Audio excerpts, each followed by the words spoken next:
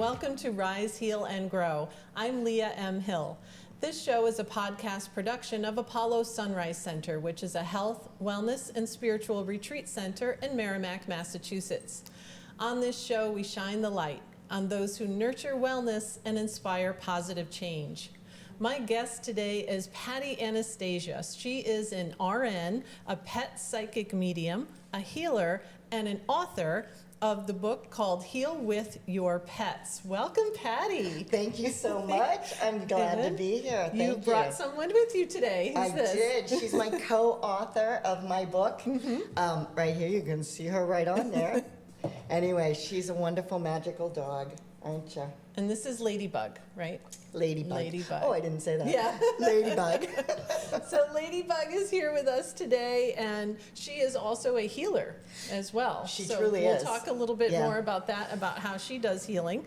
But let's get started with you, first of all, because you made a pretty big transition from being an RN to being a pet psychic medium and healer yourself. How did that happen?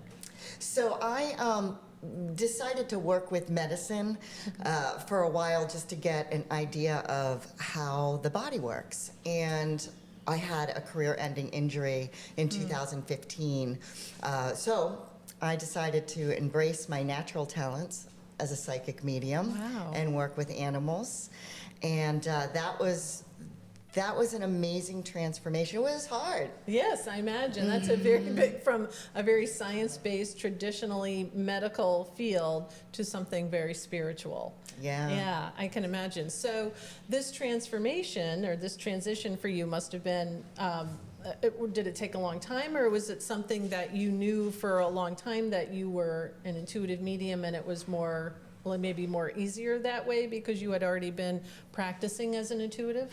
Yes, actually, people ask me all the time, how did you learn this? When did you know? Right. And, it was never a time that I didn't know. It was a time that I found out everybody wasn't. Oh, right. Okay. Yes. A lot of intuitives feel that way too. Like when you're a child growing up and you're having these experiences that you just share with everyone and you think everybody else has the same experience or something similar. Right. But then you find out, no, that's not true. Nope, and people think you're a little odd. Yeah, I get that. I hear you. So, but when this transition happened in your career, you were more self-accepting and more comfortable with your gifts. Is that right? Yeah, it was tough. Kind of look at it as coming out of the closet, really, because you're going out there and you're like, this is who I am, and I'm one of those woo-woo people, and let's go. Yeah.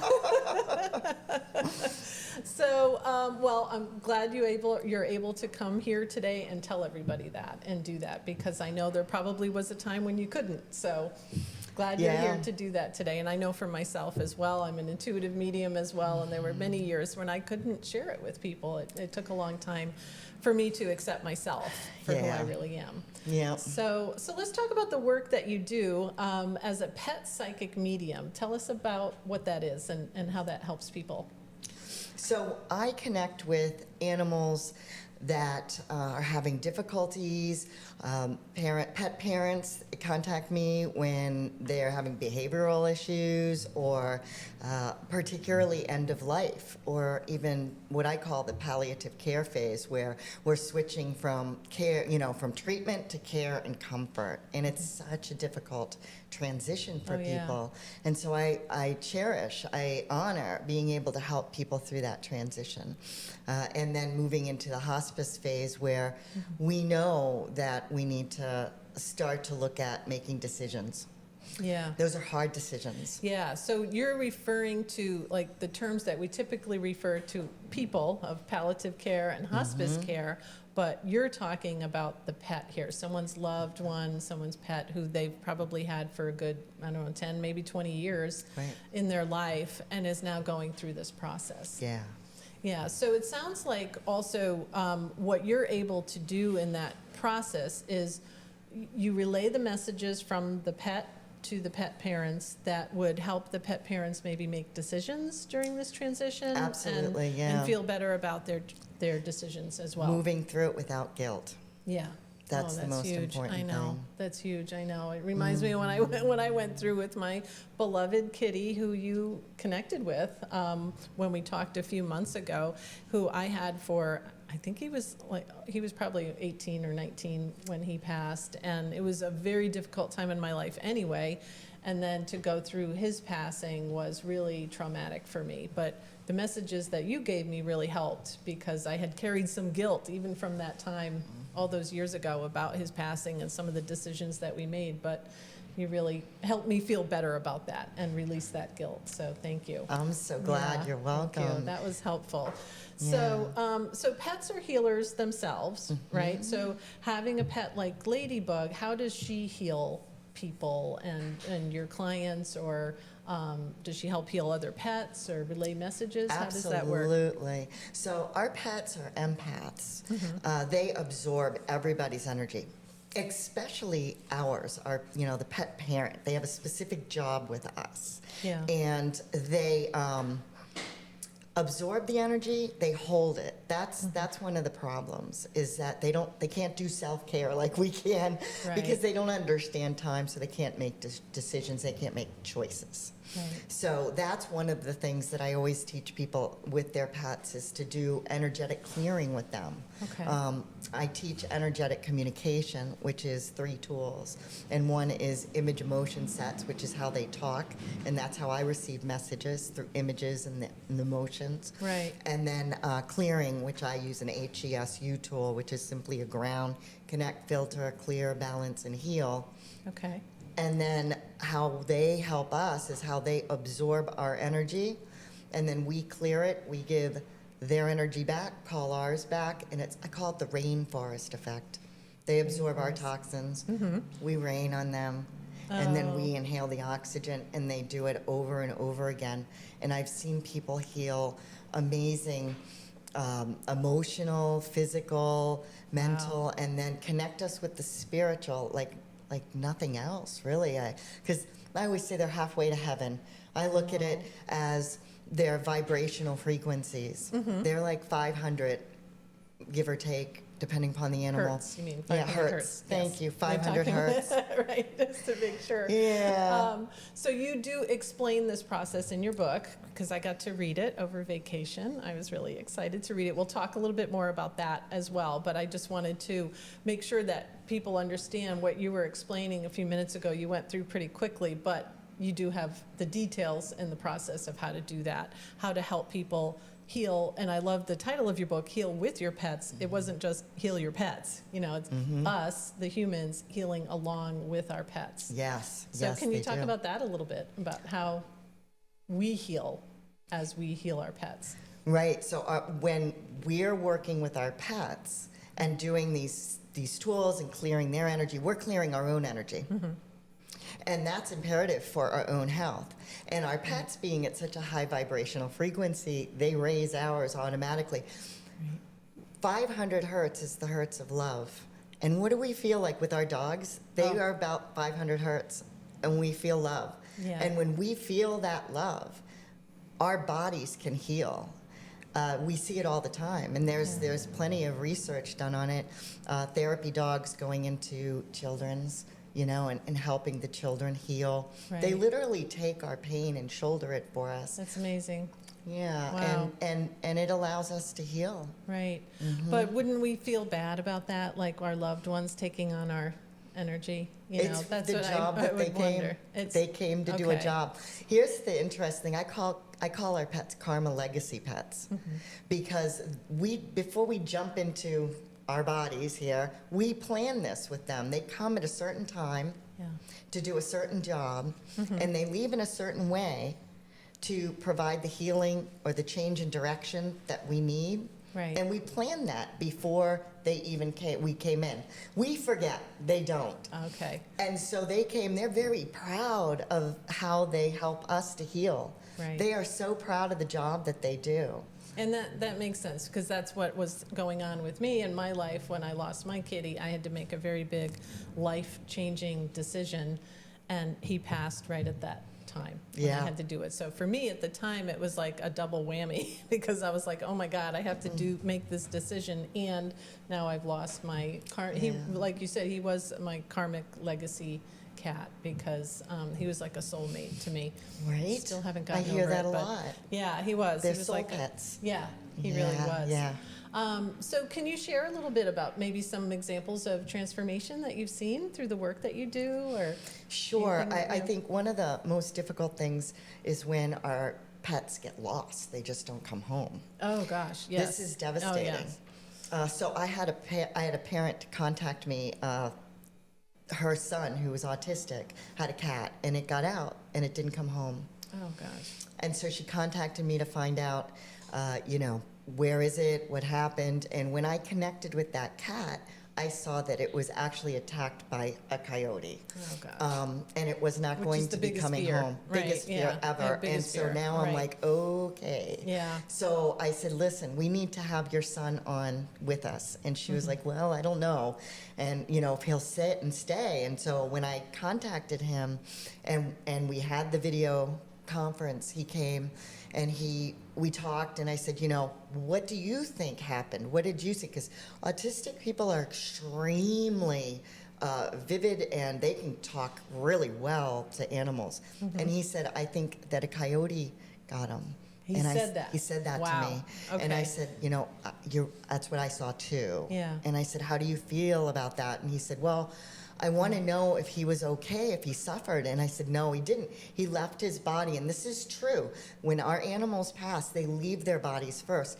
We're the ones that suffer. Oh gosh. They don't. Wow. They're at a whole different frequency. They're at a whole different mindset. And so that's all he needed to hear. Yeah. And he then was okay. fine. And he was started fine. drawing pictures. He drew me some pictures. Yeah. And his mom actually left a testimonial. You can read on my Google page. Oh my gosh. About how much it helped. And he was fine. He was like, okay. He just And needed to moved- know that, just needed and to know maybe that. needed you to help him get that answer for himself. Because that's a lot of what you do. Like you said, you not only relay the messages, but you also teach people. Yeah. Yeah. So what are some of is there any advice for someone who wants to have a deeper connection with their pet and might want to do this for themselves, to connect with their pet and what's going on? Yeah, I have a great tool. The image emotion set is one of the easiest ones to start with. Okay. And I always tell people, grab a picture that makes them feel just so happy and excited, like they're snuggled up and feeling safe, and you're just so happy about it. And stare at that image for like 30 seconds or more regularly. And you're sending that image to our pets. Animals always say, our minds look like a bunch of bats. Really? They don't understand what thought and what emotion where, so they pay attention to the most intense emotion. Oh, that's really good to know. Yeah, Thank you. so the image emotion set, it's like giving them the actual image that you want them to. That you want them to get. Yeah. Okay, because when they're tuning into us, they get craziness, right? They get all of our stuff all Right. at once. So if you're intentionally, like you're saying, through this practice, you're intentionally sending your pet, your loved one, that message, that image, and that will be the one that they receive. Yeah, Wow. even when Wow. you've been worried and frustrated, or like you have Yeah. a pet that has separation anxiety, and you're coming home and you're like, oh no, what am I going to find? And you're remembering other things. Well, they may go, oh, I haven't gotten to that trash yet. Hold on a second. That's what we're sending Oh, I because see our what most you're saying. intense emotion is the worry. However, Right. if we can switch to that image with the higher vibration emotion of gratitude and love, they'll go, oh, forget that. And they'll see, oh, they want me to be snuggled up, and they know that I'm safe and everything. It's really a wonderful tool very to powerful. start working with. Yeah. Wow. And it reminds me too, when I had my cat, I had a similar experience. So I didn't normally, I don't think when he was alive, like connect with him telepathically or anything, but I clearly remember one morning when I couldn't find him and I was leaving for the day, and he was a house cat, but I couldn't find him in the house.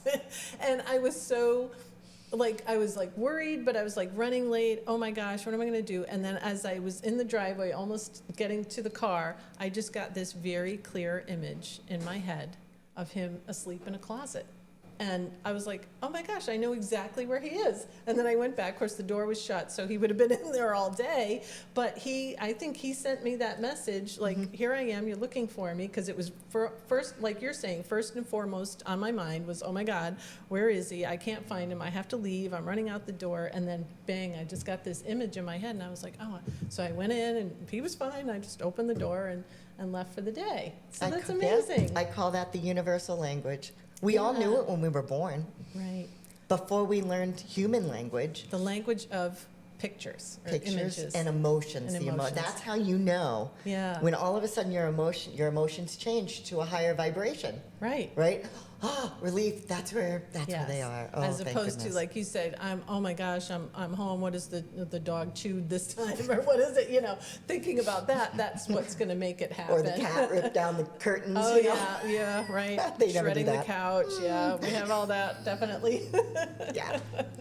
So, you are, as a pet psychic medium, you also connect with pets after they cross over in a way to help us, but how do they help us? Is it the messages? Do they help us on our own journey? How do they actually help us after they've made their transition? Oh, that's a great question. Yeah. Many ways. Okay. One, like you said, there's always guilt. You know, Yeah. it's I should have done this, I should have done Right. that. Did I do enough? You know, Yeah. hindsight is 20/20. Right. And so when I talk to them, I will ask them specifically the questions people have.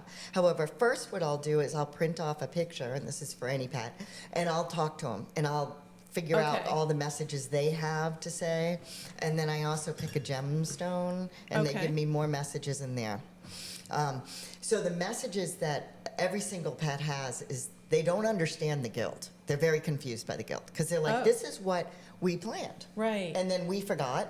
And then, you know, they give me the messages as far as like what happened, how it happened, what the passing was like for them. And it's never what we think. Really? Because they we always leave- think the worst. Right? Yeah, They we do. leave their bodies. And their bodies sometimes it doesn't look pretty. And the choices we have to make are difficult. And so they help their pet parents to understand that this is exactly, they did the right thing. Okay. And they give me details. Wow. So the pet parent can believe that this is true. Yes, and that's what also what you did for me as well. When you were connecting with my kitty, you immediately connected to the fact that he was having seizures and blood clots and all kinds of, like, everything was just shutting down at once. And I didn't really know what was going on because all of a sudden he would act crazy, which was not like him. But it was because of these seizures and these things happening in his brain. Strokes and- So yeah. strokes and everything. So that's what really, you know, it's so important, I think, for all pet parents to hear that because we put so much on ourselves of the guilt and the shame and the blame and why didn't I do this, or was it because I, you know, left this relationship that he decided to pass, you know, all those things. But what you're doing is relaying messages that it was all in perfect order. Yeah. And it's all good. Now, two things that are really important during that process is they want us to cry. I mean, the reason that this is so devastating is it's not only their death that we're grieving, it is all the grieving we did not grieve. They stretch us to Really? love more while they're here. And then when they pass, they leave this big love hole. And they want us to clean out all the sludge from the bottom, and that's Wow. all the trauma that we haven't quite finished healing, all of the old grief that we got going too fast, we didn't really finish. It all comes up. It's so overwhelming. And it's important for us to give ourselves that time to go through that grieving cycle, really cry until our heart hurts, until we can now start crying and laughing. Oh And my remembering gosh. those things. What a And it's like, a process. That is such a process. I know It I went is. through it, but the way you're explaining it, it Ugh. does make a lot of sense. And it does make sense because I have heard people say, I cried more over the loss of my dog than I did over my parents. It you is, know, when my it is parents what they passed. consider a And gift. that's what you're saying, is that the tears for the dog was bringing up and clearing out all the other tears that this person maybe could not express Right. for the loss of the other loved ones. That's incredible. And the Right more there. we can just embrace it and go, I have a bunch of tools for that. Okay. To get through that process, like the grieving cycle, Yeah. and not get stuck in it. That's what's important. So then afterwards, we have this big, wonderful love hole that we can fill with the kind of love and value that our pets gave us. So that's the choices we make afterwards when we're willing, we're never ready. We Okay. can start making choices based on, does this make me feel like my pet did? Do I feel as valued? Oh, I see. Okay. So identifying with that love feeling with the pet and then moving it or putting it into another Either a area of your job, life. a Wow. relationship, another animal. They never Yeah. feel replaced, by the way. Everybody thinks, Oh, that's oh a my good gosh. question. Yeah, thank you for bringing that up. That They was never my feel other question. replaced. Should I get another dog right away or not? You do it Or- when you're ready, when You you're do. willing, when you want to, when you're ready to fill that love hole back up. Yeah. Yeah. But they don't, it's okay if you do decide to get another dog. They don't feel like, oh my gosh, she really got over me quick. No, you know, or they anything never like feel that way. No. No, That's- no, that's a awesome. human one. It's so helpful to decipher these human versus animal It really, things, it's totally emotions different, I'll tell that you. we experience. I So- mean, we vibrate at 68 to 100 hertz. oh, and they're vibrating at 500. So big difference right there. Yeah, the emotions, we are stuck in the emotions of shame, of guilt, of Yeah. fear, of worth. Yeah. And that's what we struggle with, and we're supposed to. And they Right. come to help us with that. Wow. The other really important thing about that is that they want us to understand there really is more. And because we trust them so much, the spiritual relationship we've always had with them, and now the physical is gone, the spiritual becomes stronger. And they will give us messages through flashing lights, through clouds, through, they always give me something to tell the pet parent, this is the message. Really? Yeah. Okay, that's so helpful. And you do talk more about that in your book. I want to talk about your book because, like I said, I have my copy here. Great. So this is Patti's book, Heal with Your Pets.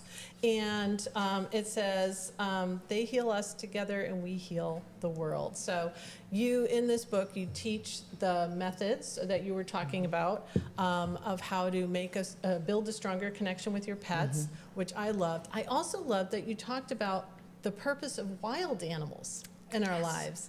I was like, I'd not thought about that before, but can you briefly explain that before we go on? What's Sure. like a general purpose of the wild animals in our lives? Well, wild animals will actually carry the messages from loved ones that have passed. Oh, okay. So that's one of the things. Yep. However, they also carry messages about the world and what we need to do to heal it. That's what I thought was so Yeah, fascinating. I have gotten the bees. I mean, they talk Wow. about the EMFs and how that is distracting them or causing them not to be able to find the color of the flowers.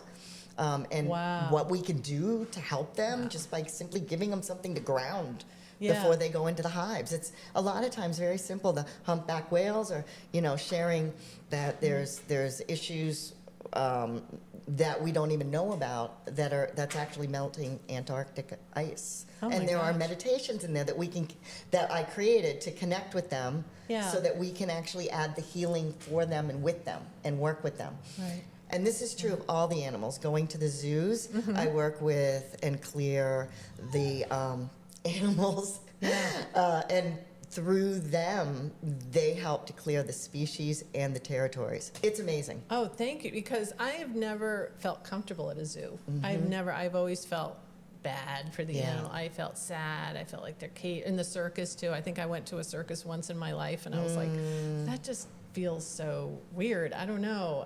But you're saying that there is a purpose for that as well.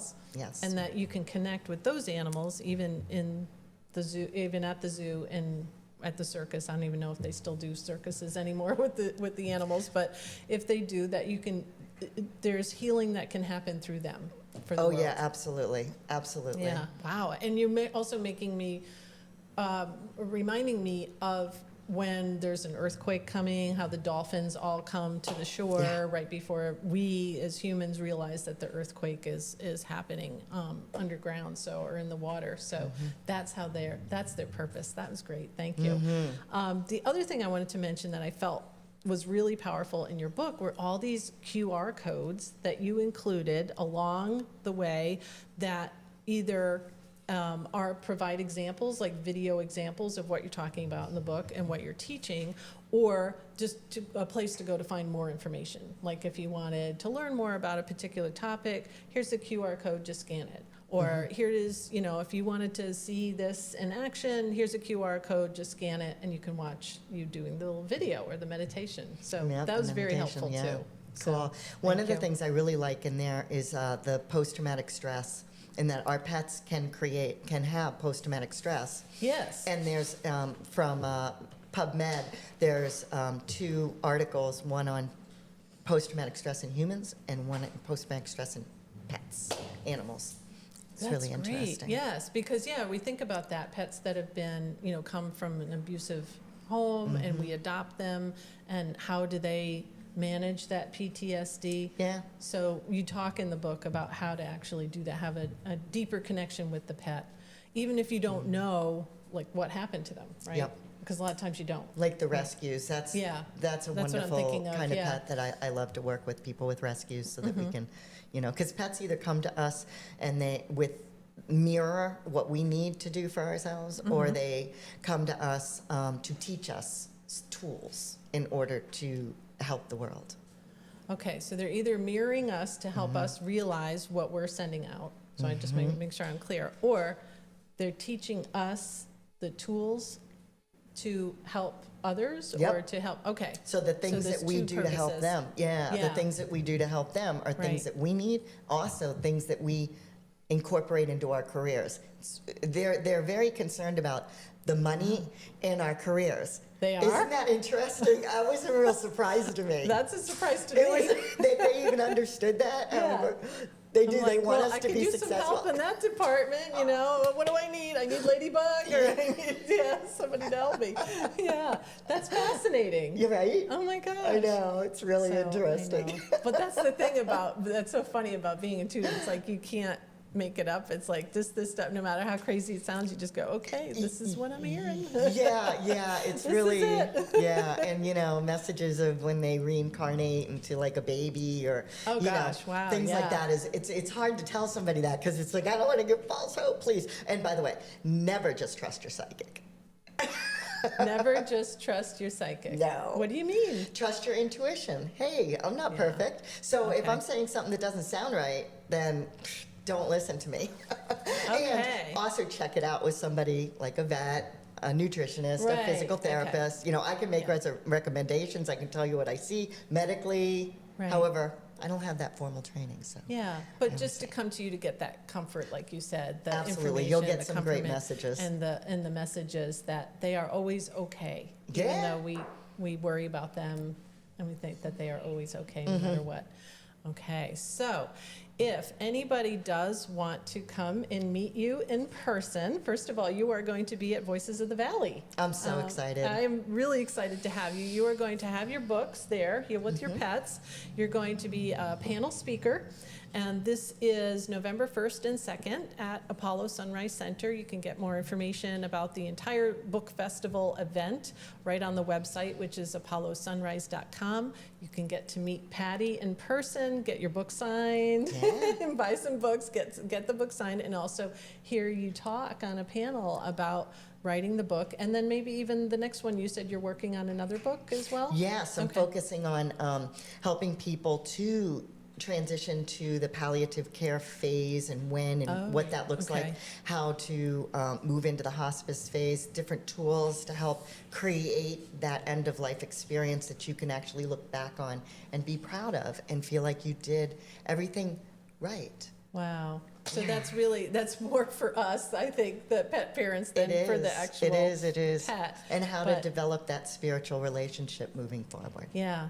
Oh, that's so important to do that. And I think it brings so much comfort, but also peace to so many people who are really struggling with that. And especially if they've had, multiple animals over the years, or they feel this. There was a story, I think it was your story in the book, about the guilt of when the window was left open, and I think the cat got out and didn't come back or something. There was this, tremendous guilt. It's like, because you don't have closure when they're lost. Like you Right. said, you don't find out what happened, but to have these messages and this help from you along with the tools that people can do themselves, that's really, really powerful. Yeah. I mean, I work with people that have lost their pets 3-4 years ago Yeah. and just are stuck in that Yeah. grieving cycle over and Absolutely. over. I could definitely understand that. Yeah. So how do people get a hold of you if they want to work with you directly? So you can go to my website, which is youranimalhealer.com. And you're also on social media. Social media, I'm on Facebook. Yep. Working on my Instagram page, kind of building that one up again. I'm a psychic.